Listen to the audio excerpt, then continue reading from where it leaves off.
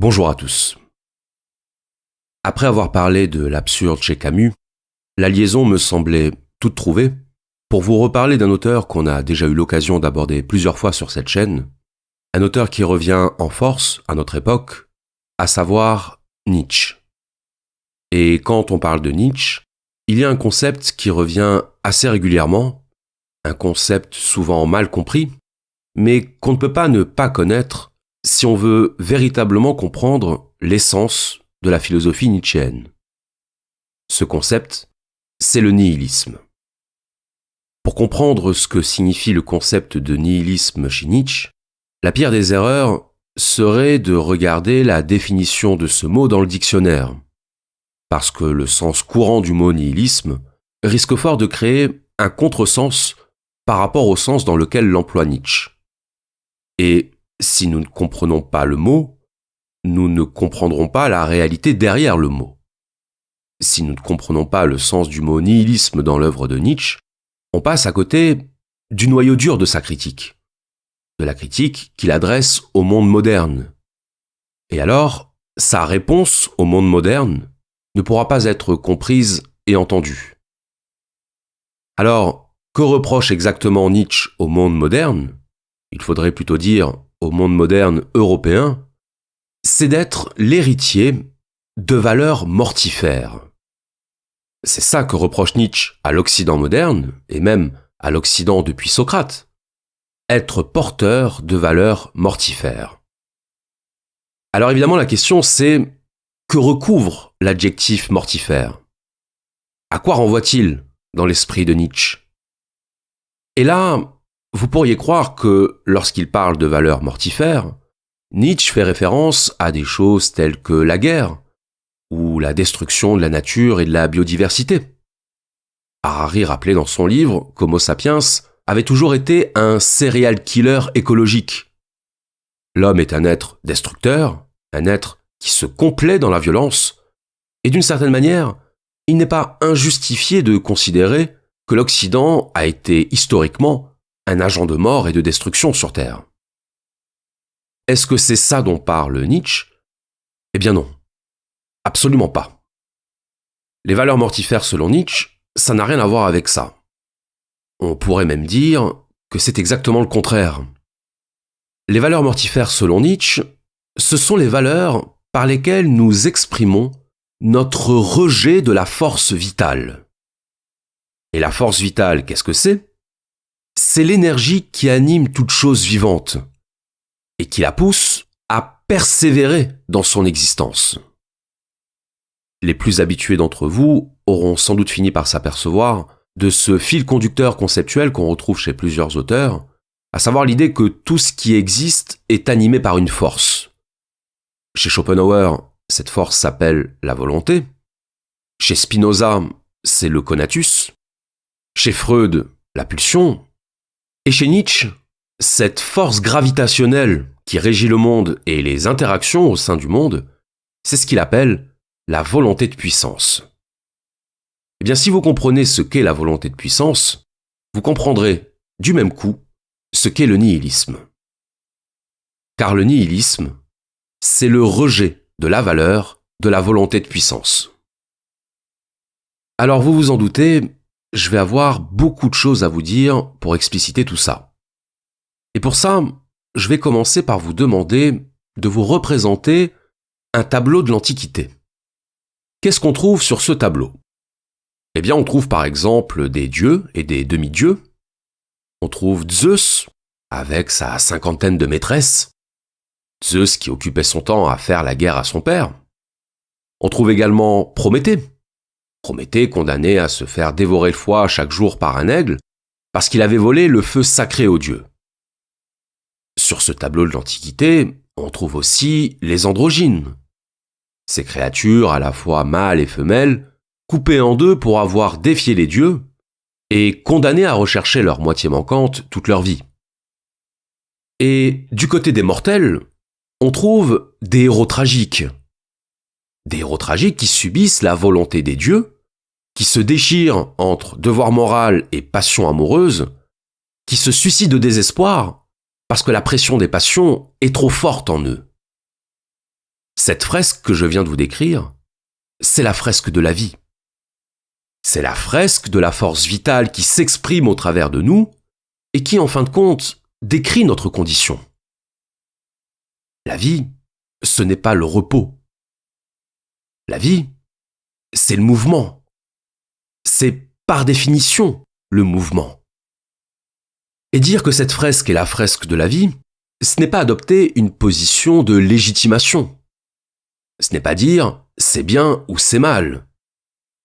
C'est dire c'est comme ça. C'est la vie qui est conçue ainsi, qu'on le veuille ou non. Et le nier ne changera pas le fait que c'est comme ça.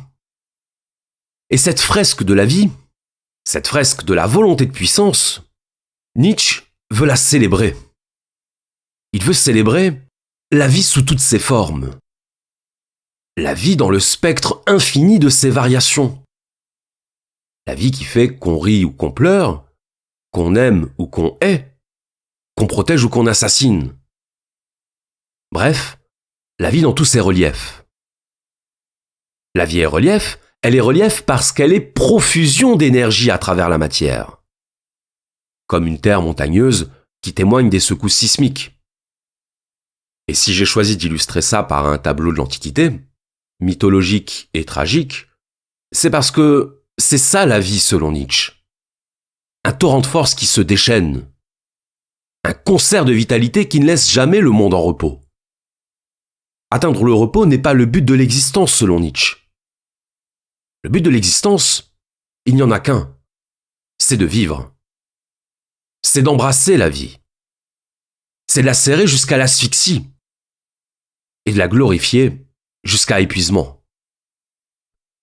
L'admiration de Nietzsche pour la tragédie antique vient du fait que la tragédie était une synthèse esthétique de la condition humaine. Une condition humaine marquée par la lutte entre les passions et la raison, et le triomphe des forces irrationnelles. La tragédie, c'est l'union du dionysiaque et de l'apollinien. C'est l'union de l'ivresse et de la mesure. Le fond de la vie est dionysiaque, le fond de la vie est force et non-sens, et Apollon le raisonnable, l'organisateur, vient introduire du sens dans ce qui fondamentalement n'en a pas. Les moralistes sont des adorateurs d'Apollon. Nietzsche, lui, est du côté de Dionysos. Et parce que la vie n'a pas d'autre sens ni d'autre but qu'elle-même, parce qu'il est vain de croire dans des abstractions métaphysiques qui ne font que détourner nos yeux de son absurdité radicale, il faut s'empresser de vivre. Vivre intensément. Vivre comme si on voulait que notre vie se répète éternellement. On imagine bien que la santé fragile de Nietzsche ait pu l'amener à une sorte de fascination pour la vie. Nietzsche est d'ailleurs le premier à dire que notre philosophie est d'abord le produit de notre corps. C'est la physiologie qui détermine la psychologie.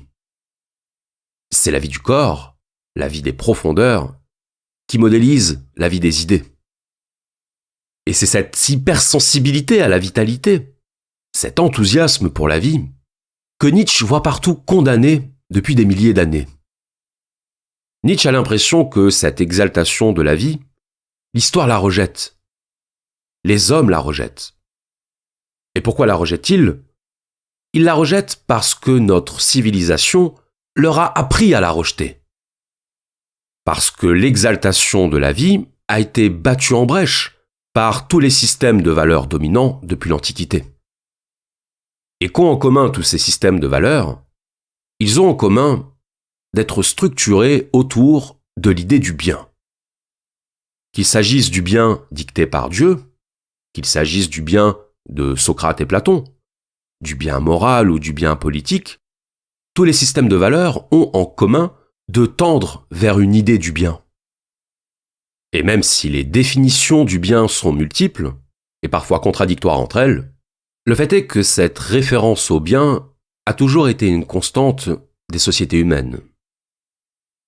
Sauf que là, un problème se pose. Un problème de taille. Parce que qui décrète ce qu'est le bien ? Quelle instance détient l'autorité pour définir ce qu'est le bien et ce qu'est le mal? C'est ça la question que pose Nietzsche. Qui décide du bien? On dit qu'il est bien de respecter son prochain et qu'il est mal de tuer. Très bien. Mais pourquoi? On dit qu'il est mal de détruire, qu'il est mal d'avoir recours à la force. Pourquoi? Qui fixe les limites du légitime et du non légitime? Et en posant cette question, Nietzsche sait qu'il pose la question fatidique. Nietzsche sait qu'il pose une question à laquelle la réponse ne peut être qu'arbitraire. Car il est évident que ce qu'on appelle le bien, on l'appelle bien par rapport à nous. Nous vivons dans la croyance selon laquelle le bien serait quelque chose d'absolu, quelque chose de parfaitement indépendant du point de vue humain, comme si le bien était une sorte d'idée flottante qui planait au-dessus du monde. On retrouve ici d'ailleurs le champ lexical platonicien, la référence au ciel des idées qui seraient des réalités immuables, qui existeraient indépendamment de l'esprit humain. Mais Nietzsche dément totalement cette croyance. Pour lui, les idées ne sont pas des réalités métaphysiques et transcendantes. Les idées ne sont pas des entités qui flottent au-dessus du monde. Les idées sont des produits de notre intérêt. C'est ça que Nietzsche cherche à affirmer. Nos idées et nos valeurs ne sont que la traduction de notre intérêt. Et de la même façon qu'on qualifie les moustiques d'insectes nuisibles parce qu'ils nous dérangent, de la même façon, on qualifie de nuisibles et de mauvaises l'ensemble des actions qui portent préjudice à notre intérêt. Car en tant qu'être doué de sensibilité, en tant qu'être capable d'éprouver de la douleur, nous définissons comme appartenant au mal tout ce qui nous occasionne de la douleur, à commencer par la violence. Donc si nous condamnons la violence, si nous la rangeons dans la catégorie du mal, ce n'est pas parce qu'il existerait au-dessus de nous un concept du mal dont la violence serait l'une des versions. La condamnation de la violence ne vient pas d'une entité abstraite et métaphysique. La condamnation de la violence vient du fait que nous la subissons et que nous ne voulons pas la subir. C'est ça pour Nietzsche l'origine de nos concepts moraux, la traduction sous forme de valeur de ce qui correspond en réalité à notre intérêt. C'est d'ailleurs ce que disait le fondateur de l'utilitarisme, Jeremy Bentham, quand il disait que tous les systèmes moraux étaient en fait des systèmes visant à maximiser le bien-être humain de manière indirecte. C'est parce que nous désirons le bien-être et rejetons la douleur que nous adaptons nos concepts moraux à cette aspiration du corps. Que ce soit pour Bentham ou pour Nietzsche, les créations de l'intellect répondent d'abord à des besoins du corps. Et selon eux, il est totalement hypocrite de dire que nos conceptions morales sont indépendantes du rapport à notre corps. Il est hypocrite d'affirmer que nos valeurs morales seraient désintéressées. Nos valeurs morales ne sont pas désintéressées. Elles ne sont pas le fruit d'un élan spontané à la moralité. Nous avons la morale de nos espoirs physiologiques. Et donc si nous rejetons la violence, si nous la rangeons dans le camp du mal, c'est parce que nous voulons fondamentalement éviter d'y être confrontés. C'est ce qu'on appelle l'atteinte à l'intégrité, qu'elle soit physique ou morale, et qui correspond à la formulation juridique de notre rejet viscéral de la violence. Alors, certes, la violence est approuvée dans de nombreux systèmes de valeurs, mais quand elle l'est, c'est en général en tant que modalité de la sanction. On utilise la violence pour sanctionner un crime ou un méfait. Une autre manière de dire que la morale devient ce qu'elle condamne quand il s'agit de punir. Mais pour revenir à la question du mal et à la conception morale du mal, Nietzsche perçoit dans la représentation morale de la violence la marque d'un parti pris philosophique, et ce parti pris philosophique pose problème à Nietzsche parce qu'il s'agit de prendre parti contre la vie elle-même. Dans cette condamnation morale de la violence, Nietzsche perçoit une répression de l'essence même de la vie.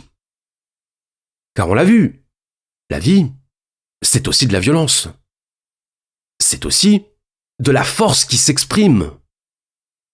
Et donc vouloir condamner l'expression de la vie, c'est vouloir condamner la vie. Et c'est ce qui fait dire à Nietzsche que la morale ne pouvait être que l'invention des faibles. Je parle ici de la morale au sens où on l'entend. La morale issue du christianisme et de l'humanisme. La morale qui défend le faible des prédations du fort. Ce que Nietzsche appelle la morale d'esclave. La morale d'esclave, semblable à la morale de l'agneau, qui qualifie l'oiseau de proie de méchant, non pas parce qu'il existerait au-dessus du monde quelque chose qui s'appellerait la méchanceté, mais tout simplement parce que l'oiseau de proie se nourrit de l'agneau. Et c'est tout simplement parce qu'il ne veut pas être dévoré que l'agneau invente la catégorie du méchant. Parce que, de son point de vue d'agneau, le mâle, c'est l'oiseau de proie. Le mâle, c'est celui qui en veut à sa vie. Mais supposons un instant que l'oiseau de proie se retrouve prisonnier d'une tornade. Est-ce que l'oiseau de proie ira dire que la tornade est méchante ? Peut-être. Sans doute même. Mais s'il le fait, ce sera justement parce que, à ce moment-là, l'oiseau de proie aura subi la force de la tornade. Pour Nietzsche, nous condamnons ce que nous subissons. Et si la morale condamne l'effort, c'est parce que les créateurs de la morale subissent la force d'effort. On voit donc apparaître ici 3 coups critiques portés à la morale par Nietzsche. Premièrement, le fait qu'elle soit arbitraire, car la morale n'est en réalité rien d'autre que le masque de l'intérêt humain, en l'occurrence de l'intérêt des faibles. On ne rejette pas la violence parce qu'elle est condamnable, on la juge condamnable parce qu'on la rejette. Deuxièmement, si la morale est arbitraire, elle est donc relative. Et dire que la morale est relative, c'est dire qu'on a tort d'en faire un absolu. C'est dire qu'on a tort de dresser des arrière-mondes en croyant détenir l'essence du bien et du mal. Car le bien et le mal, ça n'existe pas en dehors de notre esprit. La morale n'est pas quelque chose qui existe au-delà du monde physique. La morale n'est pas une réalité transcendante. Elle est une création psychique qui veut se faire passer pour une loi transcendante. C'est donc ici un coup porté à toutes les métaphysiques du bien. Et enfin, troisièmement, c'est le point par lequel on a commencé, la morale est mortifère. Elle est mortifère parce qu'elle nie l'essence de la vie. Elle nie le cœur de la vie qui est indissociablement jouissance et souffrance, plaisir et douleur, bien et mal. Et elle préfère à la vie des valeurs et des idéaux qui ne reposent sur rien, sinon sur la volonté infantile de croire dans l'existence d'un arrière-monde. Sur quoi le respect de l'autre est-il fondé ? Est-il fondé sur la croyance dans une idée du bien qui m'oblige à respecter mon prochain sans autre raison ? Non. Le respect de l'autre est fondé sur la crainte. Le respect de l'autre est fondé sur la lâcheté. Sur la lâcheté de celui qui veut qu'on respecte son intégrité et qui n'a pas d'autre moyen de faire valoir cette revendication que de l'inscrire dans le marbre de la loi morale. Celui qui a besoin de faire inscrire sa volonté dans la loi morale est celui qui sait que sa volonté ne sera pas respectée autrement. La loi morale, c'est pour le faible le bouclier anti-agression. Le bouclier miroir même, puisqu'on l'a vu, il y a un cas où la violence porte l'uniforme de la légitimité. C'est celui de la sanction. Qui vit par l'épée périra par l'épée. On peut entendre cette citation comme une mise en garde contre l'escalade de la violence, mais on peut aussi l'entendre comme l'avertissement d'une sanction. Et pour rester dans les citations, ne fais pas autrui ce que tu ne voudrais pas qu'il te fasse, c'est ce qu'on appelle la règle d'or. C'est un précepte de philosophie morale qu'on retrouve dans la plupart des traditions du monde. Ne fais pas autrui ce que tu ne voudrais pas qu'il te fasse, autrement dit, c'est parce que tu ne voudrais pas qu'il te le fasse que tu juges que c'est mal. Vous voyez le problème de la formulation des règles morales et des systèmes de valeurs en général, c'est que lorsqu'on leur trouve un fondement, ce fondement est toujours lié à la volonté d'éviter un préjudice. On instaure la réciprocité que lorsque l'on craint que l'autre nous inflige un préjudice. Et donc ça revient à dire que l'idée d'une morale désintéressée serait une contradiction dans les termes. Pour Nietzsche en tout cas, C'est une contradiction dans les termes, et c'est une contradiction qui rend insoluble le problème de la valeur intrinsèque des concepts moraux. Il n'y a pas de valeur intrinsèque des concepts moraux parce que les concepts moraux sont le produit de la psychologie des faibles. Des faibles qui, parce qu'ils veulent se protéger des forts, et on les comprend, érigent en valeur absolue des principes qui sont d'abord autodéfensifs. La morale est un artifice autodéfensif et non une réalité en soi. Pour Nietzsche, le nihilisme, c'est l'adhésion à un système de valeurs basé sur la croyance en l'existence d'une morale transcendante. Je disais en préambule de cet épisode qu'un piège dans lequel ne surtout pas tomber serait de vouloir comprendre la définition nietzschéenne du nihilisme à partir de la définition du dictionnaire. Parce que si vous cherchez le mot nihilisme dans un dictionnaire, vous y lirez que cela correspond à la négation de toutes les valeurs morales et sociales. Au fait, pour simplifier, de ne croire en rien. Et là, vous pourrez vous dire, je n'y comprends plus rien. On nous dit que Nietzsche critique le nihilisme, qu'il méprise et se moque même du nihilisme, mais dans cette histoire, c'est Nietzsche qui est nihiliste, puisque c'est Nietzsche qui nie l'autorité des valeurs morales. C'est Nietzsche qui désacralise, qui dévalorise les valeurs. Donc qu'est-ce que ça veut dire ? Qui sont les nihilistes dans cette affaire ? Eh bien en réalité, les deux. Les deux, mais pas dans le même sens. Et c'est maintenant qu'il va falloir être bien attentif pour comprendre en quoi il y a en réalité deux nihilismes chez Nietzsche. Le premier nihilisme, c'est la négation des systèmes de valeurs institués. C'est la négation de l'autorité des valeurs morales. C'est le nihilisme de Nietzsche. C'est-à-dire la négation des principes dits transcendants qui seraient censés gouverner nos vies à travers une grille d'évaluation selon qu'elles seront jugées bonnes ou mauvaises. En d'autres termes, le premier nihilisme, c'est le refus de croire dans l'autorité des valeurs reposant sur la croyance en un arrière-monde. Et donc de ce point de vue-là, Nietzsche est parfaitement nihiliste. Nietzsche est parfaitement nihiliste selon cette définition, puisque pour lui, les valeurs morales sont artificielles. Et parce qu'elles sont artificielles, elles doivent s'effondrer pour laisser enfin apparaître l'absurdité radicale de l'existence. La vie n'a pas d'autre sens qu'elle-même, la vie n'a pas d'autre sens que celui du perpétuel recommencement, que celui de l'éternel retour, et vouloir encadrer cette vie et lui donner un sens qui émanerait d'un au-delà, c'est se voiler la face devant la réalité du non-sens. Nous fabriquons des idoles, nous fabriquons des valeurs, des dieux, des essences platoniciennes, mais tous ces artifices visant à donner un sens sont condamnés à l'effondrement. Et cet effondrement des valeurs, cet effondrement de ce que Nietzsche appelle les arrière-mondes, les idéaux métaphysiques, les espérances religieuses, Nietzsche le considère nécessaire. Donc à chaque fois qu'on se replie, à chaque fois qu'on se retranche dans notre arrière-monde, comme les enfants se réfugient dans leur monde imaginaire, on rejette la vie. On rejette finalement la seule chose qui est vraiment une valeur. On rejette la force et le relief. On rejette la passion et le tragique. On rejette un tragique qui nous effraie au lieu de voir que l'effroi lui-même doit être embrassé. Car tout dans la vie, selon Nietzsche, doit être embrassé. Pour Nietzsche, valeurs et conventions ne sont que les éléments d'un décor métaphysique artificiel. Et quand Nietzsche écrit son œuvre, il voit déjà poindre le moment où tous ces arrière-mondes vont s'effondrer. Arrière-mondes, au premier rang desquels, Dieu. La phrase que Nietzsche fait prononcer à l'insensé dans le Gai Savoir, c'est la prophétisation de l'effondrement des valeurs auquel nous allons enfin assister. Et si le personnage de l'insensé semble désemparé et paniqué lorsqu'il annonce cette funeste nouvelle, il l'annonce malgré tout comme une occasion d'instaurer de nouvelles valeurs. Je cite : « Dieu est mort, Dieu reste mort, et c'est nous qui l'avons tué.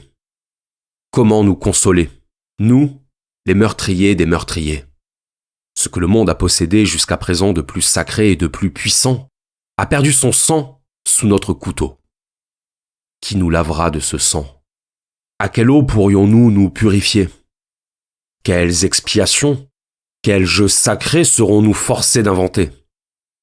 La grandeur de cet acte n'est-elle pas trop grande pour nous? Ne sommes-nous pas forcés de devenir nous-mêmes des dieux simplement, ne fût-ce que pour paraître dignes d'eux? Dieu est mort, car les arrière-mondes métaphysiques que l'humanité a édifiés sont arrivés à épuisement.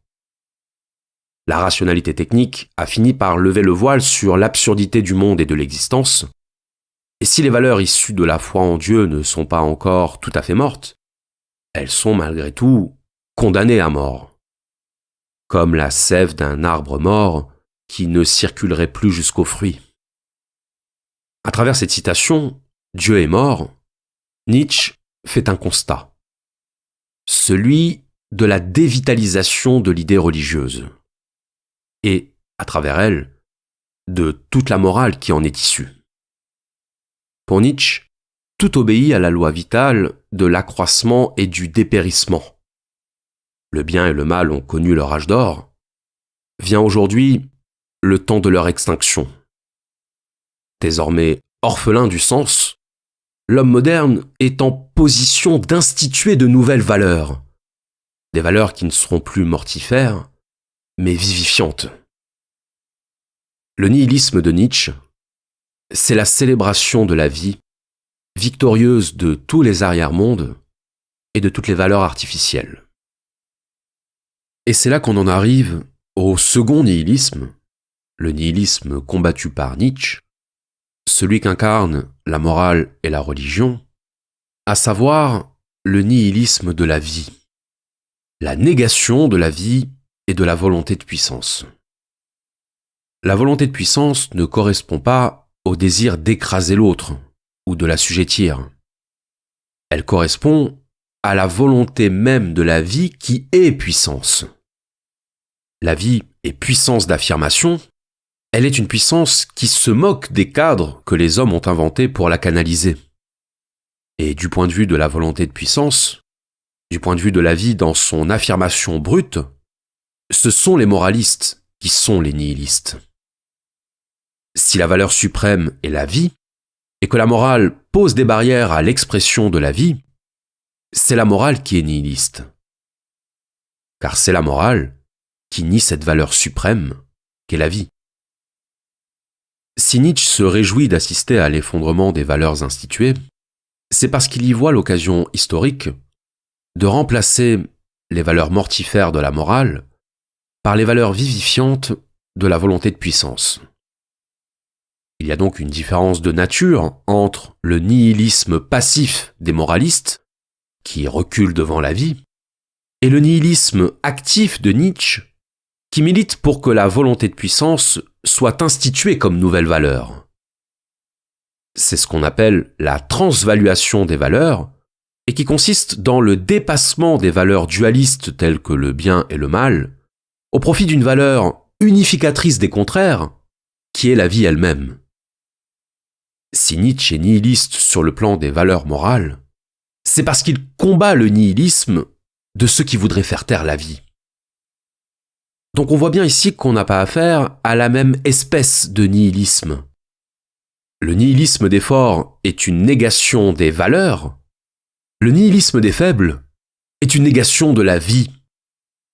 Le nihilisme des forts est une négation de la forme, le nihilisme des faibles est une négation de la force. Et c'est parce que Nietzsche se tient du côté des négateurs de la forme, autrement dit c'est parce qu'il conteste la valeur et l'autorité des concepts métaphysiques et moraux, qu'il respecte d'autant plus la force qu'aucune forme ne saurait contraindre ou limiter. La transvaluation des valeurs, c'est la remise des valeurs à l'endroit. C'est le renversement des valeurs sur leurs pieds. Et qui peut certes passer par la valorisation de vertus telles que l'ardeur au combat, mais qui fondamentalement échappe à tout enfermement dans un concept. La force excède la forme, La volonté de puissance surpasse toutes les vertus morales, et si une valeur a de la valeur, c'est uniquement en tant qu'elle est investie d'une force par laquelle se manifeste la volonté de puissance. Une valeur ne tient pas sa valeur d'un idéal fantasmatique de justice ou de bonté. Une valeur tient sa valeur de la puissance d'affirmation qui l'anime. Or, selon Nietzsche, les valeurs instituées ne sont pas animées par un désir d'affirmation, sous-entendu, d'affirmation de la puissance vitale. Elles sont animées par le ressentiment. La morale de l'esclave, c'est la morale du ressentiment à l'égard de la vie qui s'exprime. Si Nietzsche combat la morale réactive, la morale inventée en réaction à la loi du plus fort, c'est pour promouvoir à sa place une morale affirmative. La morale du surhomme. Le nihiliste est celui qui rejette le surhomme, car le nihiliste craint et jalouse à la fois la force dont il n'est pas pourvu. Le nihiliste est celui qui méprise la force, parce que le mépris est pour lui le seul moyen de dissimuler sa peur du fort et son désir de lui ressembler. Et donc le nihiliste professera des appels au respect, des appels à l'égalité, des appels à la justice. Sa volonté de puissance est tournée vers sa propre négation en tant que force vitale. Sa volonté de puissance travaille à sa propre destruction, et c'est en cela que le nihilisme est mortifère. Le nihilisme, c'est un résidu de volonté de puissance entièrement dédié à son auto-anéantissement. Et c'est ça, le seul crime, s'il devait y en avoir un, que Nietzsche condamne, la négation de la volonté de puissance. Le nihilisme, c'est une punition de vivre. La vie sur Terre était une punition selon le péché originel. Mais c'est la vie elle-même qui doit être punie selon le nihilisme. Face à ça, Nietzsche prône la déculpabilisation. Il prône le plongeon dans l'ici et maintenant. Il prône le plongeon dans la vie. Parce que la vie est la seule chose qu'on est certain de posséder. Et c'est de cette chose-là que découlent toutes les autres. Donc, aimons la vie, même quand elle ne nous aime pas. Je vous remercie.